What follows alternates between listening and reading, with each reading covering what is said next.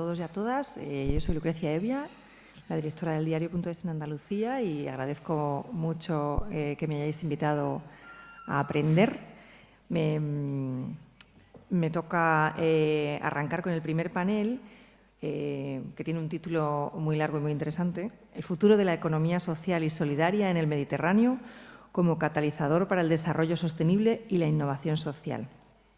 Luego os presento quienes me van a acompañar en la mesa, pero como no ha podido venir, vamos a proyectar un vídeo de Maravilla Espín, que es la directora general de Economía Social del Ministerio de Trabajo y Economía Social del Gobierno de España. Muy buenos días a todos y a todas, y muchísimas gracias por haberme invitado a participar en esta jornada en la que presentáis los resultados de dos proyectos europeos de enorme importancia. Enhorabuena a las organizadoras por este acto, que estoy segura de que va a cumplir las expectativas de todos y todas. Desde el Ministerio de Trabajo y Economía Social me gustaría subrayar algunas de las políticas que convergen con los objetivos de los dos estudios que habéis llevado a cabo durante este tiempo.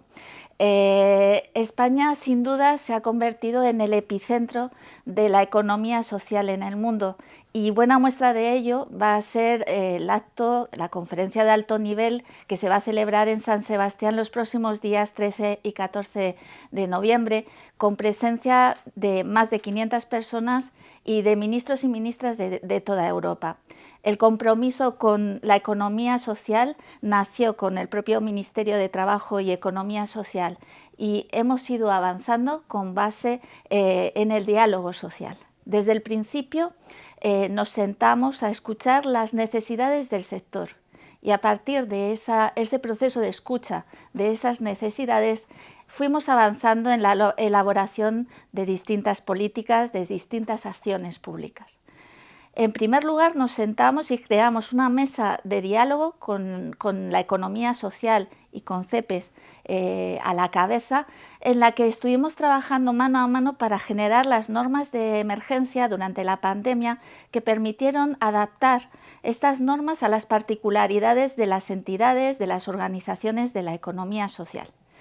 Esta mesa, que nació en un contexto de emergencia, se institucionalizó, como no podía ser de otra manera, a través del Consejo de Fomento de la Economía Social, un órgano consultivo y asesor del Gobierno en el que están presentes las regiones, están presentes los distintos departamentos ministeriales, las organizaciones sindicales y, por supuesto, el sector. A raíz de la constitución de este Consejo de Fomento, en el que se centraliza ese diálogo que ya habíamos iniciado en la primera etapa, creamos una hoja de ruta entre todos y todas, que es la segunda estrategia española de la economía social para el periodo 2023-2027. Esta estrategia supera las necesidades que se han ido planteando estos últimos años y busca alcanzar las transiciones verdes, las transiciones digitales, y adaptarse a los nuevos desafíos que tiene que enfrentar la economía social. Esta estrategia fue aprobada por unanimidad y ahora mismo es la base de la financiación y es la base de la actuación que tenemos en los próximos 4 años. Junto a esta estrategia también detectamos la necesidad, como no puede ser de otra manera, de garantizar el acceso a la financiación de las entidades de economía social.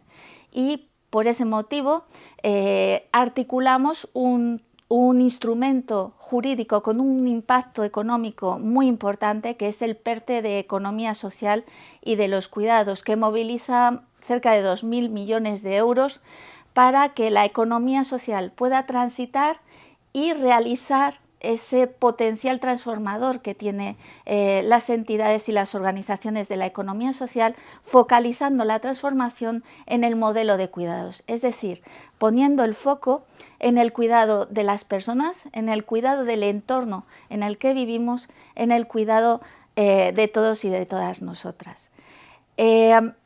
Otro elemento, otro reto que decidimos afrontar fue el tema de la visibilidad. La visibilización es uno de los desafíos que todavía tenemos que seguir trabajando, pero dentro de ese objetivo de visibilización creamos la capitalidad española de la economía social, que ha ido movilizando y visibilizando para el entorno de la ciudadanía de las distintas capitales, primero Teruel, después Santiago de Compostela y este año San Sebastián, visibilizando cómo la economía social forma parte de su día a día y cómo forma parte también de los medios que pueden permitirles alcanzar sus objetivos, sus deseos y empoderarles para conseguir una mejor alimentación, un mejor entorno, un mejor trabajo, un empleo más estable, etc.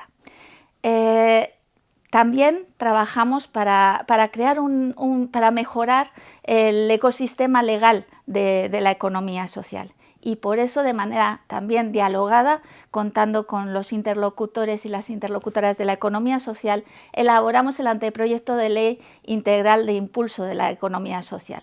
Un anteproyecto de ley que incide en la reforma de la ley de cooperativas, de la ley de empresas de inserción y de la propia ley de economía social para actualizarla superando aquellos elementos que obstaculizan el desarrollo efectivo del sector y optimizar este entorno legal. En el ámbito internacional también hemos estado muy presentes, liderando desde nuestra vicepresidencia la resolución de la ONU que se aprobó de manera muy reciente y más reciente todavía la recomendación del Consejo de la Unión Europea en materia de economía social. Como veis, y gracias al diálogo permanente con el sector, hemos conseguido avanzar mucho en estos últimos años y preparar el camino para los próximos avances. Hoy os deseo el mayor de los encuentros, que disfrutéis mucho de la compañía de personas con las que compartís muchísimos intereses y que los resultados sean lo más fructíferos posibles. Muchísimas gracias. Bueno, pues ahora van a compartir mesa con nosotros Yumana Sbaiz y José María Ruiberriz. Os los voy a ir presentando.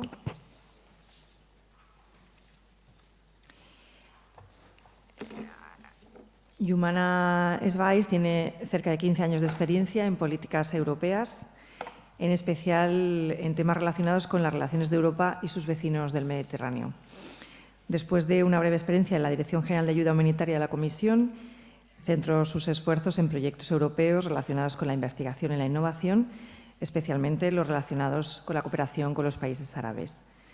Desde mediados de 2017 es responsable de programas en ICBC Med, que ahora nos traducirás, Yumana, y da seguimiento a proyectos, sobre todo aquellos relacionados con la inclusión social, el desempleo de mujeres y jóvenes en la región de Medio Oriente y Norte de África. Además, ya te contamos todo, habla con fluidez árabe, francés, inglés y español. Te damos la bienvenida, Yumana. También va a compartir con nosotros mesa José Ruiberriz. José María Ruiberriz dirige el área de Economía Social e Innovación de la Asamblea de Cooperación por la Paz, de cuya delegación en Andalucía es cofundador.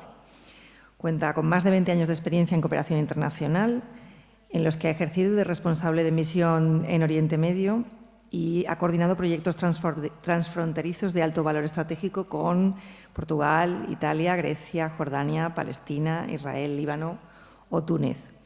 Tiene una gran experiencia en la organización comunitaria y en procesos de co-creación de políticas públicas, que es un poco el tema que nos atañe, y ha especializado su actividad en el campo de la innovación monetaria y financiera y la digitalización en el sector público. Desde 2021 coordina también el área de cooperación de la Fundación Memoria y Futuro del Trabajo de Comisiones Obreras Andalucía. Vamos a empezar contigo, Yumana, si te parece, con tu intervención que has titulado Panorama de los proyectos en ICBC Med sobre inclusión social y próximo enfoque por un Mediterráneo más social. Gracias por la presentación. Buenos días. En primer lugar, quería agradecer a la Asamblea de Cooperación por la Paz, al equipo, por invitarme al evento de cierre de este proyecto. Recuerdo que estuve en el lanzamiento de este proyecto en noviembre de 2019. Entonces tengo la sensación de cerrar un poco el círculo, ¿no? Que he estado en el lanzamiento, en el cierre. Primero, enhorabuena. Enhorabuena a ACPP y a todas las entidades en Sevilla que han sido involucradas de forma directa o indirecta en la puesta en marcha de estas iniciativas para contribuir a explicar y expandir el concepto de economía social y solidaria y ver cómo puede tener un papel importante en definir políticas sociales que impactan en el desarrollo local. Voy a hablar más despacio para el intérprete también. Mabruk a Juhud, el socio jordano, por haber implementado una incubadora social en el norte de Jordania y haber permitido a mujeres, a refugiados, a personas con discapacidades de formarse y de tener herramientas que les ayuden a montar su propio proyecto o negocio. Mabruk también a la Asociación Palestina de Desarrollo Agrícola, PARC, al Grupo Palestino de Hidrología, PHG, por seguir apostando en el potencial de la gestión de residuos y los experimentos en aplicar una moneda digital local. Demostrar que la riqueza se puede generar también a través de una mejor gestión de residuos. Gracias también a la contribución y la participación de la Municipalidad de Betello, que ha permitido facilitar este proceso. Mabruk al Centro Tunecino para el Emprendimiento Social, que ha permitido formar a mujeres y a cooperativas de mujeres en el emprendimiento social.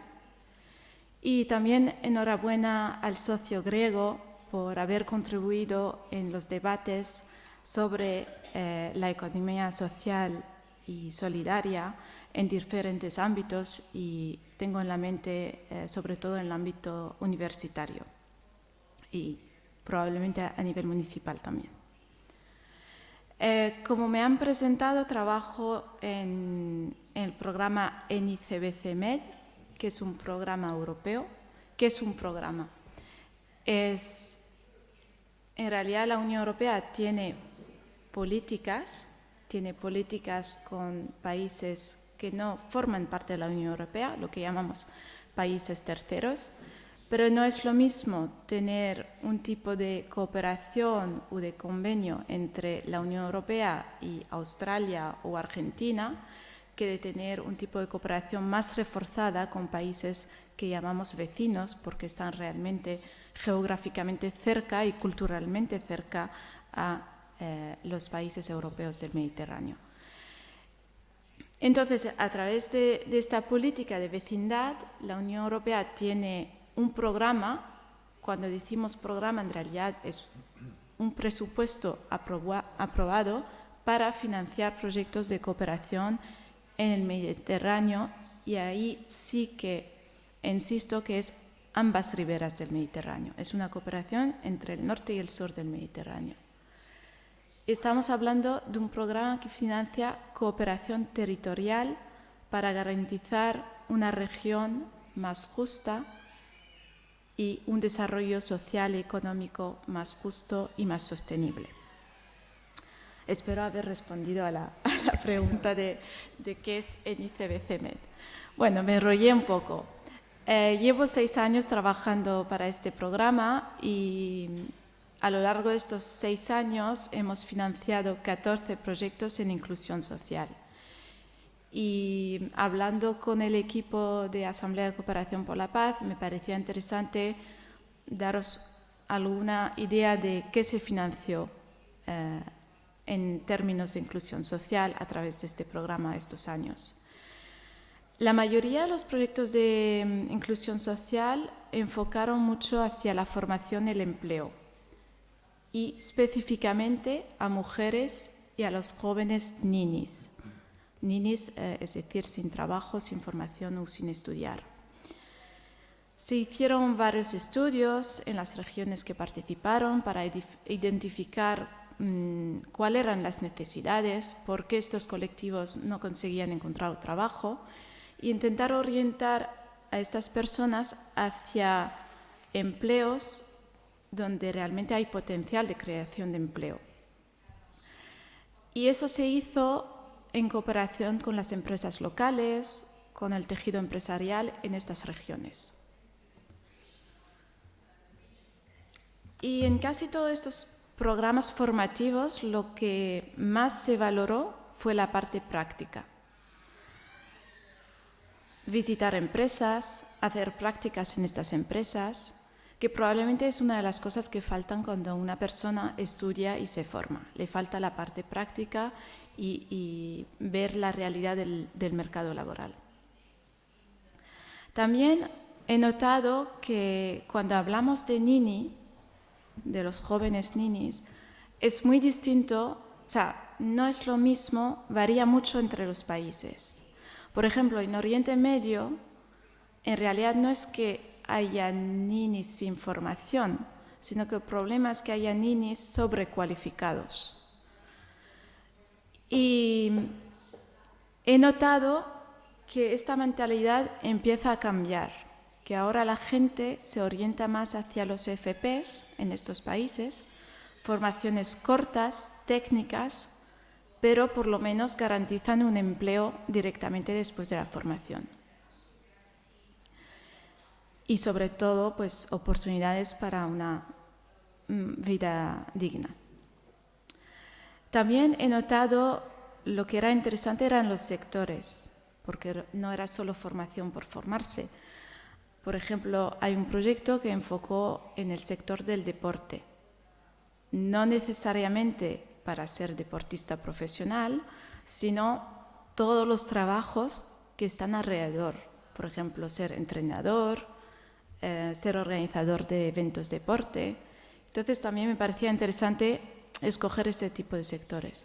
Otro proyecto muy relevante ha sido formar muchos jóvenes en trabajos en el sector logístico marítimo, en los puertos del Mediterráneo. Claro, eso ha sido relevante para todos los puertos involucrados, pero en particular en Líbano, sobre todo después de la explosión del puerto de Beirut en agosto del 2020, si no me equivoco, pues ofrecer este tipo de formación práctica internacional ha sido muy relevante para algunos jóvenes libaneses y encontrar empleo en este sector.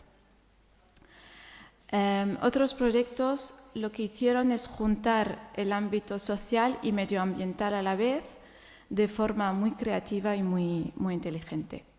Pero bueno, tampoco voy a pasar toda la mañana detallando los proyectos. En el caso de Midtown, el enfoque era diferente y el reto mayor. Querían proponer alternativas innovadoras y a veces rompedoras para ciertos países. Y era probablemente difícil hablar de coproducción de servicios sociales con los actores de la economía social y solidaria, cuando este concepto es totalmente nuevo en algunos países mediterráneos. Y en este sentido había que empezar de cero, o casi, y eso lleva mucho tiempo, paciencia y perseverancia. Y también me gustaría recordar que es difícil introducir estos conceptos para cambiar un modelo social en el sentido de servicios sociales en países donde no solo el concepto de servicios sociales es distinto de la sociedad de bienestar al que estamos acostumbrados en muchos países europeos, sino también que en muchas ocasiones la lógica de estos países es más hacer frente a emergencias sociales. Se financian políticas para aliviar la pobreza a corto plazo a través de subvenciones, más que tener una visión de inversión en políticas sociales a largo plazo. En una región como Oriente Medio es muy difícil planificar a largo plazo cuando tienes que apagar fuegos.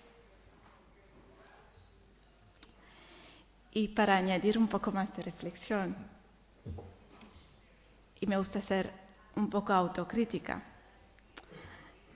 un programa europeo suele exigir llegar a determinados objetivos durante la duración del proyecto, que suele ser de 3 o 4 años. Y obviamente el reto que os habéis propuesto, pues lograrlo en este tiempo es difícil porque se necesita más tiempo, porque estamos hablando de un cambio de modelo de servicio social. Bueno, entonces, ¿qué hacemos? Mejor no meterse. Yo creo que cuando la tarea es tan grande hay que dividirla en tareas más pequeñas, y cuando uno quiere convencer a las autoridades públicas del valor añadido de la economía social y solidaria, hay que hacer experimentos, pilotos, lo habéis llamado acciones demostrativas, pero la idea es probar y demostrar que eso puede funcionar. Y en este sentido creo que Medtown ha podido demostrar algunos experimentos, así que es un pequeño paso en un camino largo, pero ya es algo.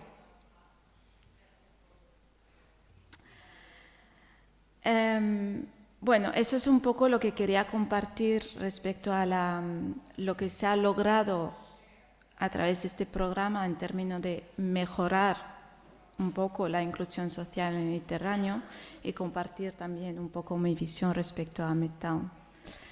Y ahora voy a daros algunas pinceladas del próximo programa que va a sustituir a NICBC-Med, que ya no pertenecería a la política de vecindad en sí, sino que va a integrar lo que llamamos los programas Interreg, que tal vez para algunos de vosotros es más, o lo conocéis más. Bueno, pues el programa Interreg NextMed, como su nombre indica, Interreg pertenece a estos programas Interreg de cooperación interregional europeo, y el Next, que significa siguiente, pero que también es el acrónimo de Neighborhood External, para diferenciar que es un programa Interreg con vecinos externos a la Unión Europea. Este programa fue aprobado por la Comisión Europea oficialmente en diciembre del año pasado. Tenemos algunas novedades, van a participar 2 países más, entonces en total 15 países. Va a participar Turquía y Argelia. Se ha aumentado el presupuesto.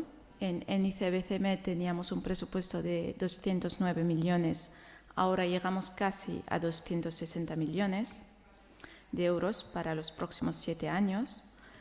La idea es publicar 3 o 4 convocatorias, y la primera convocatoria esperemos que la lancemos dentro de unas semanas. En la página web pusimos mediados de noviembre, pero con el contexto un poco complejo actual, pues es probable que se retrase, pero sinceramente no creo que se va a retrasar mucho más de unas semanas, según la previsión. Bueno, este programa, ¿en qué se va a enfocar? Para los que ya están acostumbrados a NICBC-Med, les vamos a liar un poco. Y en vez de hablar, ahora vamos a hablar de 4 prioridades, y cada prioridad va a abordar varios objetivos específicos. Cuando digo objetivo específico me refiero a una línea financiera, básicamente. Entonces, ¿cuáles son estas 4 prioridades? Es un Mediterráneo más competitivo y más inteligente, financiará proyectos de apoyo a las pymes, a la competitividad entre empresas. La segunda prioridad es el Mediterráneo más verde, más resiliente y bajo en carbono. Aquí tenemos varios objetivos específicos, por ejemplo, la mejora de la gestión del agua, fomentar y promover la economía circular, la eficiencia energética, la adaptación al cambio climático. La tercera prioridad es el Mediterráneo más social e inclusivo. Ahí sí que va a cambiar porque las dos líneas que vamos a financiar va a ser uno relacionado con un mejor acceso a una formación de calidad e inclusiva, es decir, más una componente de educación y de formación. Y la segunda línea, objetivo específico, tratará de la salud en el término de cómo mejorar el acceso a servicios de salud de calidad y también fomentar la salud comunitaria y mejorar la resiliencia de los sistemas de salud. Entonces, no aparece la inclusión social como en el programa INICE BCMED. Y la última prioridad, que es algo nuevo para este tipo de programa, es mejorar la cooperación entre entidades del Mediterráneo en temas de gobernanza. Aquí, por gobernanza, mejorar esta relación, la idea detrás es fomentar colaboraciones entre entidades públicas y la ciudadanía para mejorar la gobernanza en esta región. Como creo que la mayoría de aquí estáis más interesados en la parte de la prioridad del Mediterráneo más social, en la primera convocatoria que se va a lanzar en pocas semanas, el presupuesto es de 103 millones de euros y 21 millones de euros estarán dedicados a esta prioridad para un Mediterráneo más social. En la línea de educación tenemos previsto unos 14 millones para esta primera convocatoria y para el tema de salud 7 millones. Y para el tema de cooperación para la gobernanza 8 millones. Muy rápido algunas características de la convocatoria y solo algunas recomendaciones para si tenéis pensado preparar una propuesta que entendéis un poco qué tipo de proyectos tenemos en la mente. Este programa es atractivo a nivel de financiación porque se cofinancia por parte de la Unión Europea hasta el 89%. Hemos bajado de un 1% para hacerlo más complicado.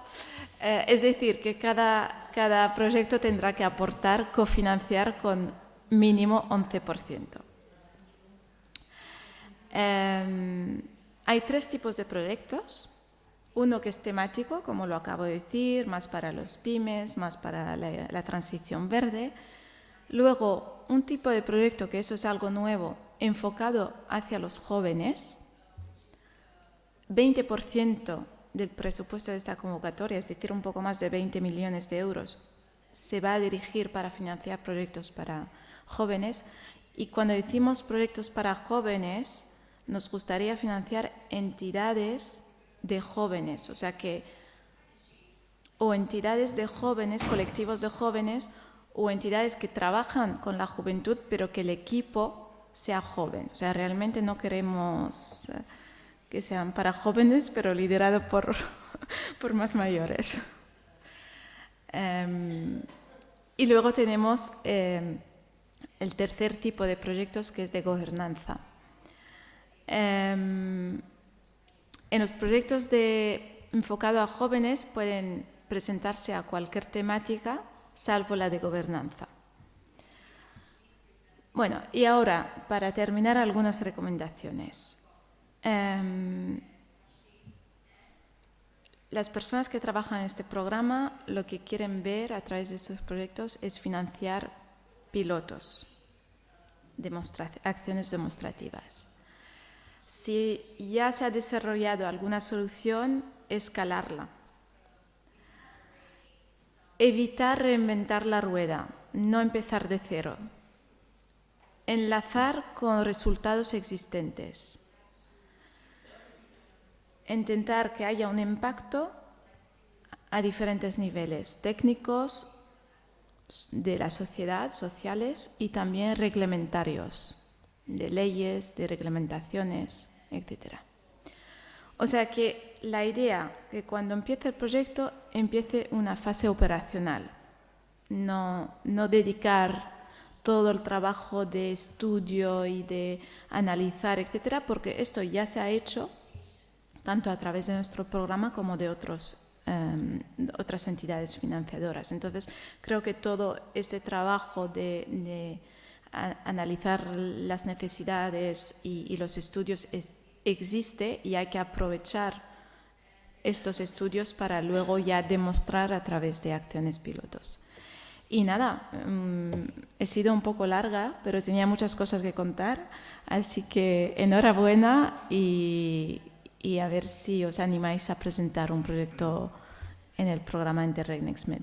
Gracias.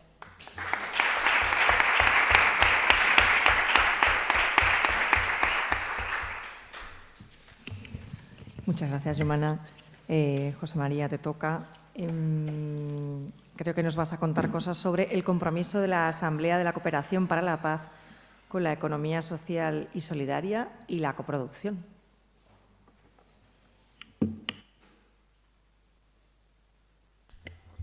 Gracias, Lucrecia. Bueno, voy a hacer, si os parece, un pequeño recorrido por lo que entiendo que son los logros principales del proyecto Medtown y también los retos que hemos afrontado y los aprendizajes que hemos obtenido de lidiar con todos los éxitos, pero sobre todo los retos que nos hemos tenido que enfrentar, ¿no? Pero antes de eso quiero, una vez más, agradecer a todo el mundo en esta sala su presencia aquí. Quiero agradecer particularmente a todas nuestras organizaciones socias que han hecho el esfuerzo de venir desde distintos lugares del Mediterráneo, sin olvidar además una mención y además enviando un abrazo solidario a nuestras organizaciones palestinas, hermanas palestinas, que desgraciadamente están teniendo que lidiar con, con una situación terrible, ¿no? Me dicen por aquí que 5 minutos para abordar mi intervención, así que voy a cambiar sobre la marcha el planteamiento. Pero bueno, en primer lugar decir que, y por supuesto quería además agradecer personalmente a Jumana, pues porque no solamente ha jugado un papel técnico e institucional a lo largo de la vida de este proyecto, sino que la sentimos como una socia, en el sentido de que es una persona que nos ha siempre acompañado, asesorado, con un grado de complicidad que agradecemos, porque ha sido, yo creo que en última instancia, una contribución importante al éxito del proyecto. Y el éxito del proyecto, que como bien apuntaba Jumana, es un proyecto de carácter experimental y demostrativo, y en ese sentido lo que pretende es mostrar vías posibles, ¿no?, de transformar pues políticas que a día de hoy solo consiguen paliar en alguna medida las necesidades crecientes, ¿no?, sociales, económicas en el Mediterráneo, pues como digo, llevar a cabo experimentos que demuestren que hay otras fórmulas basadas en la colaboración pública-privada, pero no la pública-privada de la que habla todo el mundo, sino aquella que tiene que ver con la participación de la comunidad, de los actores guiados por los principios de la economía social y solidaria y las instituciones públicas, para tratar de transformar la manera en que se prestan estos servicios, estas políticas orientadas a los cuidados, de una manera que generen cambios, transformaciones tendentes a proteger los derechos humanos, ¿no? Y en ese sentido, más allá del carácter marcadamente experimental del proyecto, sí es cierto que hemos conseguido algunas cosas muy valiosas, tangibles, que esperamos que además sean perdurables en muchos de los casos, ¿no? Hemos tenido en marcha 6 acciones experimentales en 6 países, acompañadas de 10 proyectos pilotos complementarios que trataban de ayudar a escalar los resultados de esos proyectos y que han tenido un impacto positivo sobre la vida del entorno de 17.000 personas. Estamos ajustando los números en esta última etapa, pero es un impacto significativo, ¿no? Hemos conseguido trabajar en un proceso de aprendizaje en comunidad con más de 300 personas vinculadas con el ámbito de la economía social y solidaria de estos 6 países, en un proceso muy bello, donde además hemos reproducido, replicado y aplicado los aprendizajes de manera muy adaptada a cada contexto, que son, por cierto, contextos, como se apuntaba antes, muy diferentes, ¿no? Hemos contribuido en alguna medida a generar empleo y esperamos que algunos de esos empleos que se han generado en torno, por ejemplo, a la gestión circular de los residuos en Palestina se mantengan, porque hay un elemento de generación de riqueza ahí, ¿no? Y además hemos abierto debates significativos que tienen que ver con la protección social, la extensión de los sistemas de protección social y, en última instancia, las lógicas de participación en la gestión de lo público, donde hay una gran diferencia de experiencias y realidades en los distintos países. Y tengo que acelerar ahí. En este, no quiero acelerar para la traducción, sino ser más sintético. Bueno, todo el proyecto ha girado en torno a este concepto poco conocido en nuestra región de la coproducción.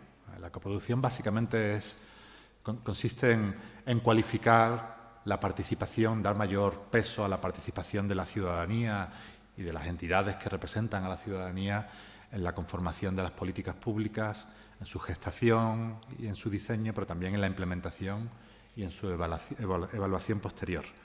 Esto no es un capricho, entendemos que es una necesidad o un proceso clave que tiene que darse para activar los procesos de transformación profunda que se tienen que dar en nuestras sociedades para abordar las necesarias transiciones verde, ecológica, pero también social, digital, ¿no? Y en ese sentido entendemos que la economía social y solidaria puede jugar un papel, tiene potencialmente un papel muy, muy importante, ¿no? Bueno, hemos trabajado en un contexto muy diverso, sometido a unos vaivenes terribles. Lo que hemos terminado de aprender, si no lo sabíamos ya antes, es que cuando una entidad se embarca, o un conjunto de entidades como las del Medtown, se embarcan en un proyecto que trata de transformar la manera en que se gestionan las políticas en el Mediterráneo, se van a encontrar con un contexto cambiante y, desgraciadamente, con una serie de desafíos que reflejan una tendencia en el Mediterráneo a un deterioro de la calidad de vida, a un empobrecimiento, y lo hemos visto con los impactos terribles de COVID-19, pero también con los impactos que la crisis climática o los conflictos armados están teniendo sobre la región, los desplazamientos forzosos, los flujos migratorios y los retrocesos en contextos del sur del Mediterráneo, donde teníamos muchas esperanzas puestas de avances democráticos, ¿no? Luego, hemos tenido que adaptarnos a todos estos retos y otros tantos que han tenido que ver con la práctica cotidiana del proyecto, que desde luego lo que nos ha enseñado es a cambiar el foco y prestar especialmente atención a cómo estos retos que abordábamos se traducían en aprendizajes y en una contribución concreta por parte de este consorcio de organizaciones y entidades públicas y privadas a la generación de conocimiento en una dirección muy concreta, que es la de contribuir a que la economía social y solidaria gane importancia en nuestras sociedades, en nuestras economías, por su valor y potencial transformador, ¿no? De todos estos aprendizajes va a dar buena cuenta Samuel Barco, que está aquí, que en el siguiente panel presentará las principales conclusiones y recomendaciones que genera el proyecto. A futuro, bueno, pues las organizaciones que estamos aquí reunidas tenemos claro que queremos seguir este camino, que queremos apostar por estrategias más aterrizadas, más conscientes de esta heterogeneidad de realidades. Queremos no ser solo organizaciones que prestan servicios o ayudan a desarrollar servicios, sino que contribuyen de manera significativa a la generación de conocimiento, y ahí hemos trabajado arduamente para labrar relaciones pues, con organizaciones que están haciendo un trabajo fundamental a la hora de abrir camino para la economía social y solidaria, la OIT, la OCDE, la Unión para el Mediterráneo, y esas alianzas nuevas y esos esfuerzos de coordinación queremos ponerlos en valor. Han sido posibles gracias a la oportunidad de un programa como el NICBCMED y queremos seguir contribuyendo en ese sentido, ¿no? Queremos sinergiar también con el Gobierno de España, con la propia Junta de Andalucía, que ha mencionado el plan director recientemente, bueno, que finaliza ahora, el nuevo plan director que se está gestando, al que estamos contribuyendo, en el que confiamos que pueda haber recursos suficientes en la dotación de la ayuda al desarrollo, porque a fecha de hoy los datos son poco halagüeños en ese sentido, ¿no? Y bueno, poco más. Reconocer el esfuerzo de todo el mundo que ha participado en el proyecto, el valor de la colaboración, de la amistad que se forja entre gente de distintos lugares y experiencias, y la importancia de mantener estos lazos que en este contexto de locura en el que estamos inmersos, de violencia, ¿no? Cobran, si cabe, mucho más sentido y ofrecen un marco de esperanza. Así que muchas gracias y hasta aquí mi intervención apresurada.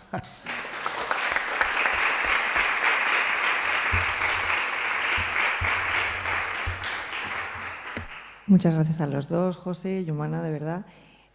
Todas las preguntas que queramos hacerles vamos a podérselas hacer ahora con un cafelito, que seguro que tenéis varias. Y solo por rematar, que a mí me tenía fascinada el título largo y exhaustivo que habían puesto al primer panel, pero bueno, después de escucharos y entiendo que entraremos en detalle más tarde, pero me quedaba con la cosa de decir, bueno, en realidad esto no es otra cosa que la búsqueda de una respuesta a la pregunta de si puede la economía social y la colaboración mejorarnos la vida a todos los vecinos del Mediterráneo, ¿no?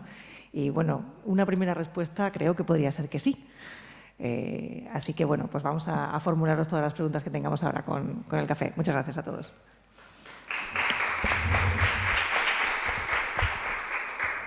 Perdona, creo que cuando di la enhorabuena a cada socio se me olvidó el socio portugués. ¿Puede ser?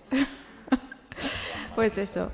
Parabéns para la iniciativa que habéis puesto en marcha, que ha sido para mí un ejemplo de resiliencia y de mejorar la cohesión social en un barrio desfavorecido de Lisboa. Y bueno, eso hay que destacarlo.